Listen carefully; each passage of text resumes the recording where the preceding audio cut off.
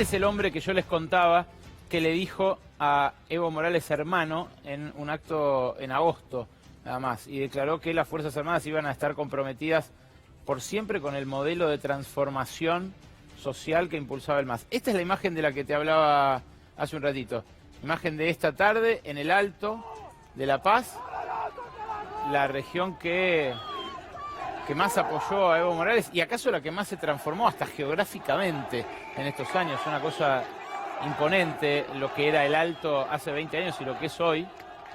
Medios de transporte nuevos, teleféricos, empleo, formalización del empleo que antes era miserable. Y el canto que estremece, ¿no? Ahora sí, guerra civil. Esa huipala, la bandera de los pueblos originarios, es la misma bandera que se arrancaron policías en videos que circularon ayer por redes sociales, donde cantaban "La policía se respeta", y mientras cantaban "La policía se respeta", se recortaban el rectángulo de la huipala que Evo Morales ordenó colocar al lado de la bandera de Bolivia, en el brazo, en el brazalete de los policías. Evidentemente, el racismo es algo que cruza también este conflicto social desatado, insisto, por un golpe de Estado, en un contexto en el que no había crisis económica, en el que sí estaba latente la tensión social generada por el intento de Evo Morales de ir por este cuarto mandato, a pesar de que se lo prohibía el propio referéndum que él había llamado, pero que de ninguna manera justificaba ninguna intervención de ninguna fuerza armada luego del llamado que había hecho ayer por la mañana Evo Morales a elecciones nuevas, e incluso había dicho con nuevos actores, dando a entender que él no se iba a presentar a las nuevas elecciones. Es realmente muy sorprendente esto que está ocurriendo y muy sintomático también leer la posición del gobierno de los Estados Unidos. Esta tarde fue la noticia excluyente de la tarde, cómo iban reaccionando los gobiernos de la región frente a este golpe de Estado. Como decíamos, el canciller Jorge Forì dio una conferencia de prensa al mediodía diciendo no hay elementos para considerarlo un golpe de Estado. Tal vez recapacite ahora ante la vista de la conferencia de prensa que dieron hace 2 horas los militares, rodeados de policías, hablando como teniendo el poder.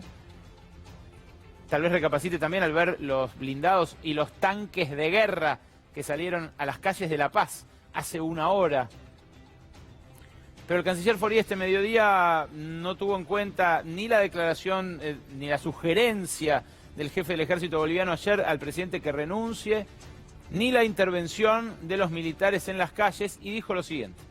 Como lo dije al inicio, en este momento y siguiéndolo paso a paso, no están los elementos de describir esto como un golpe de Estado ya existente. Creemos que es muy importante el rol de las Fuerzas Armadas y de las Fuerzas de Seguridad, simplemente para garantizar la continuidad de la vida institucional de Bolivia y no asumir ni tener un rol más protagónico que el que le marcan las leyes de Bolivia. Son los malabares que hizo, por supuesto, el gobierno argentino desde un primer momento para no considerar esto un golpe de Estado. El propio embajador argentino en Bolivia, esta mañana, dijo, yo tengo una opinión personal, pero la opinión del gobierno argentino es que no hay golpe. Claro, él lo está viviendo en carne propia. Sabe el embajador argentino en Bolivia lo que se vive allí. Sabe que esto no fue como lo de Fernando de la Rúa, como dijo la ministra de Seguridad Patricia Bullrich. No fue como la caída de Fernando de la Rúa por 2 diferencias muy palpables. Una, que a Fernando de la Rúa no le dejaron de responder nunca a la fuerza de seguridad. Al revés, reprimieron salvajemente al pueblo que estaba manifestando. Y el segundo, la cantidad de muertes. De la Rúa se fue con casi 40 muertos.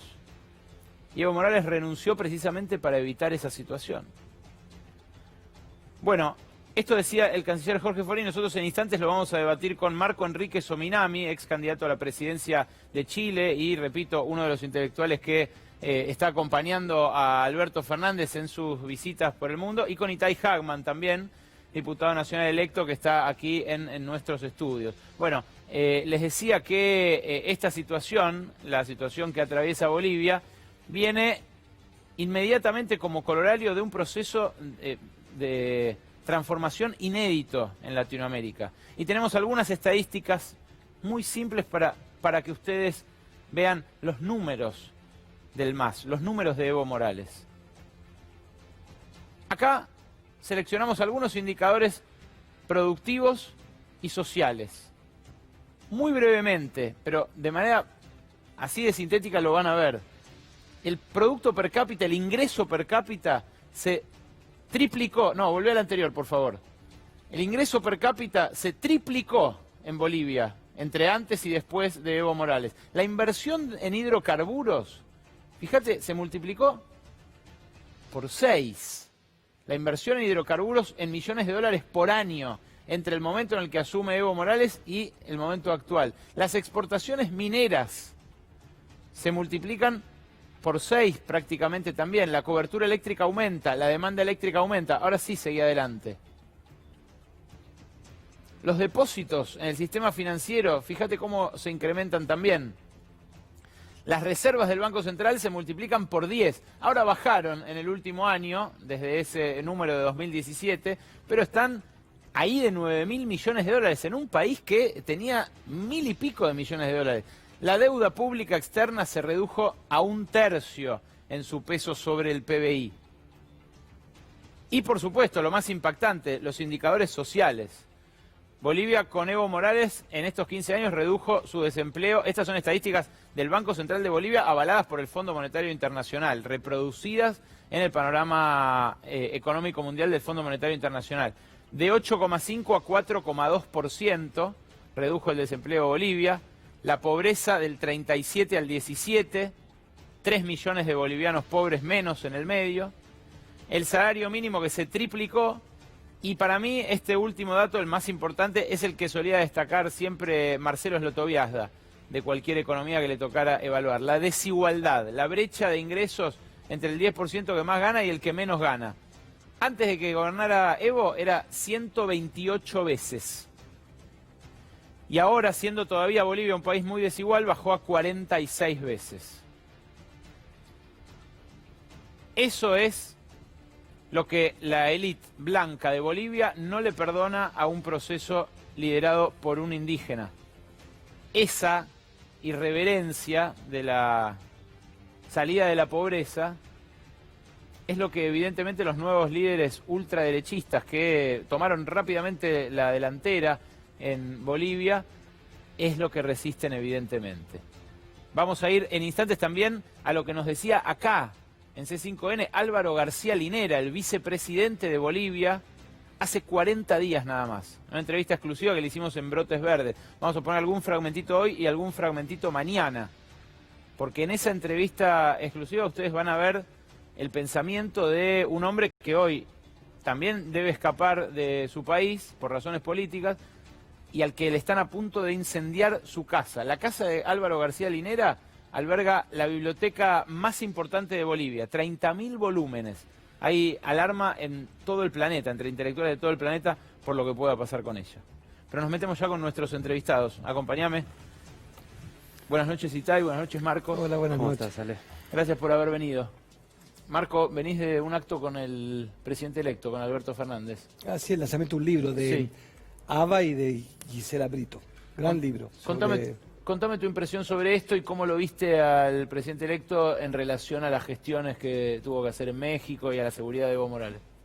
No conozco los detalles, pero lo que veo es un presidente conectado. Pero lo importante creo es el compromiso que él ha expresado, ¿no? De defender la democracia en todos sus niveles y todo eso. Y creo que estamos todos muy interpelados en eso. Veo en Andrés Manuel López Obrador y en Alberto Fernández algo emocionante que convoca, ¿no? Ver a dos presidentes que coordinados, están preocupados de cautelar la democracia en un tercer país, pero además más que eso, porque no son gendarmes, no son guardianes de la democracia, son simplemente representantes de pueblos que amamos, desde los argentinos, los mexicanos y también los chilenos, que hoy día estamos mal representados en esta materia, que entienden que la democracia hace a la prosperidad, hace a la economía y que lo que había es un golpe de Estado. Y los golpes de Estado son siempre son el fracaso de la razón, el uso de la fuerza. Y hemos discutido largamente, hemos visto en la prensa, si eso no es un golpe de Estado. Cuando los militares fuerzan la renuncia a un hombre electo por el pueblo, es que hay un golpe de Estado.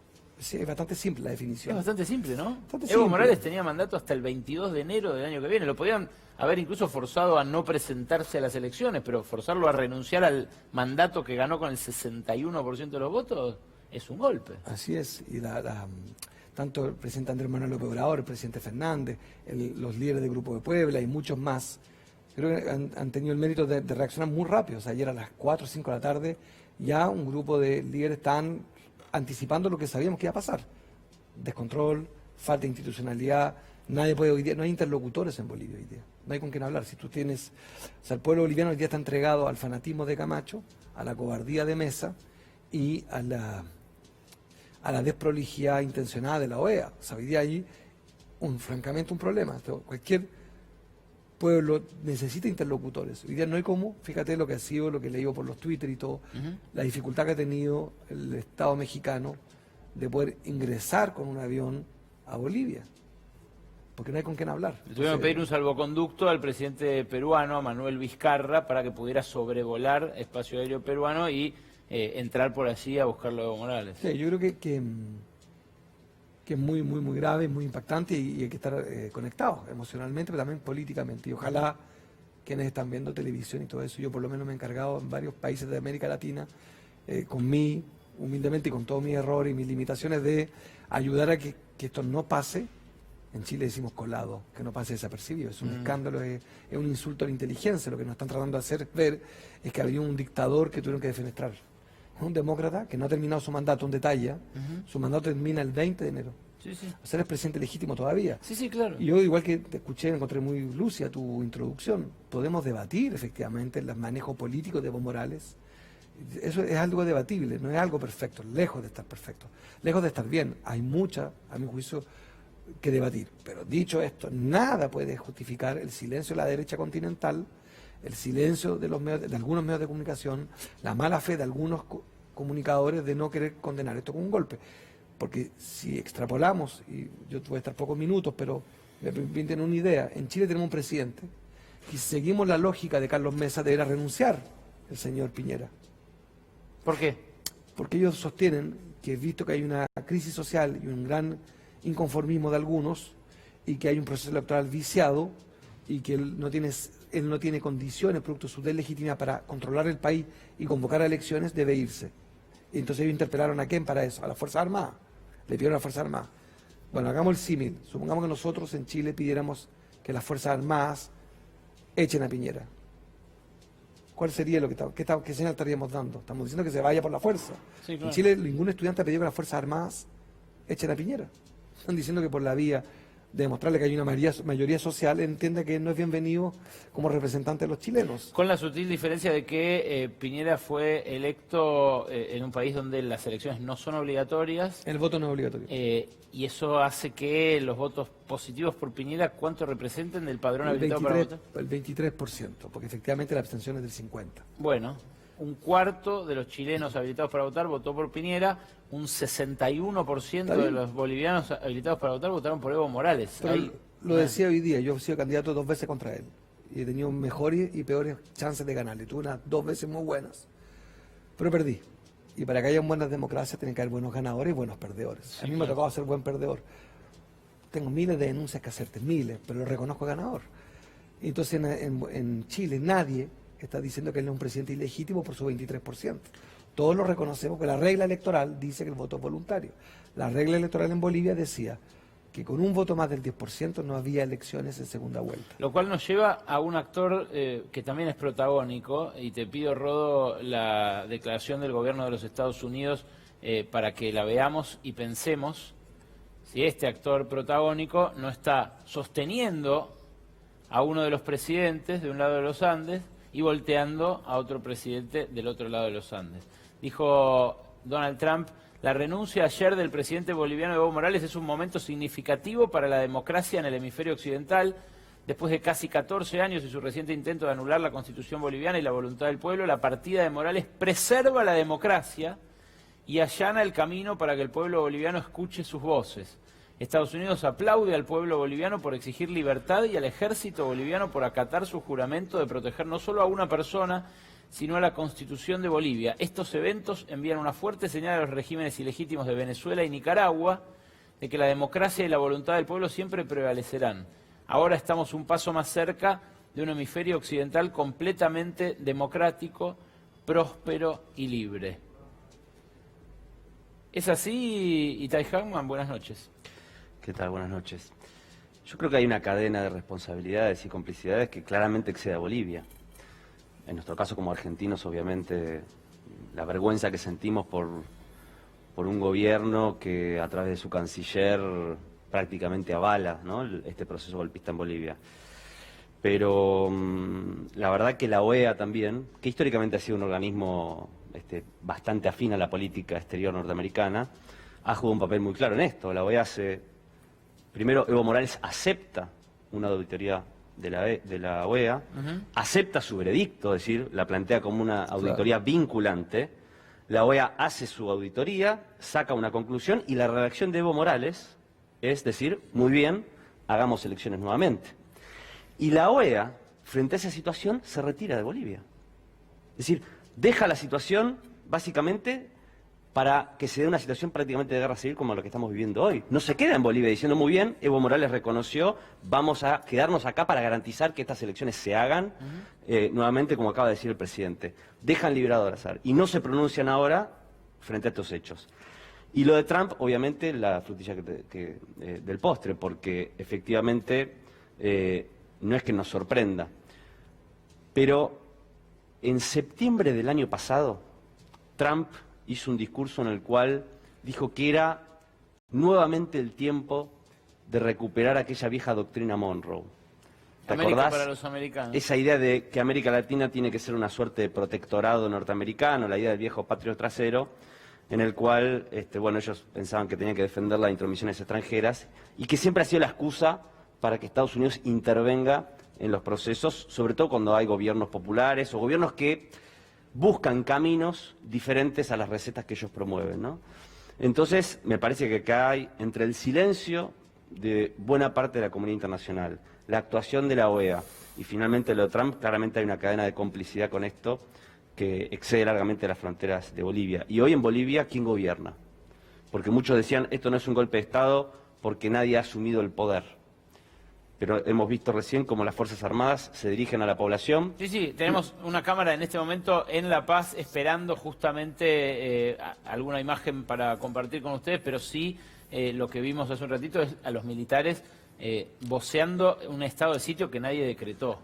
No hay una autoridad que se haya autoproclamado presidente provisional y demás. Déjame contarte una anécdota pequeña. Yo tuve el honor de, en el año 2007, junto con un compañero, un maestro de esa época, Néstor Cohen, viajamos a Bolivia y entrevistamos a Evo Morales.